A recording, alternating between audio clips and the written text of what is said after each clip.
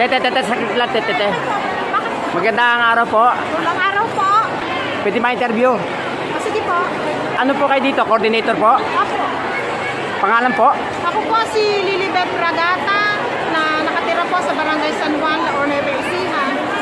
Kasi po napakaganda ng pinapatupad pong programa ng BTS. At napakaganda po ng programa ito para sa atin. Maraming salamat po. Okay po. Thank you po. Okay na po. Sige po. Pwede na po. Yeah, Lola. Ilang taon na po kayo? Ay, 87 na po sa November. Ilang taon na po? 87 po. 87 po. Naririnig niyo po ako? Mabuti po.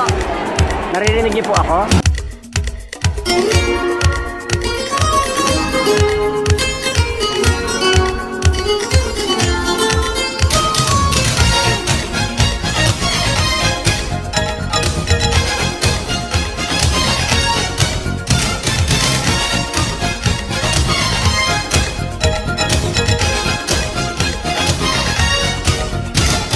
Ang BTS lagi niyong kasama, sa hirap man o sa ginhawa, sa bawat oras ay makakaasa, sa pagbangon at pagkakaisa.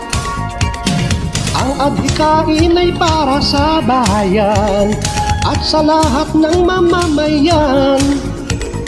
Bawat sandali kapag may kailangan, ang BTS ang inyong sandalan. Handang dumamay sa lahat ng bagay, ang BTS ay lagi niyong karamay. Sa aming puso, sa pagtulong asahan niyo, sa BTS ay panalo.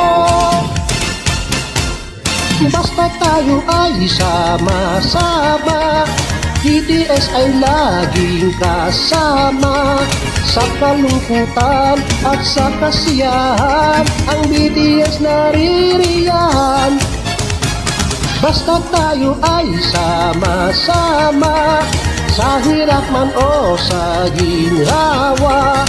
Basta't lahat ay may pagkakaisa, ating makakamit ang umagang may liwanag.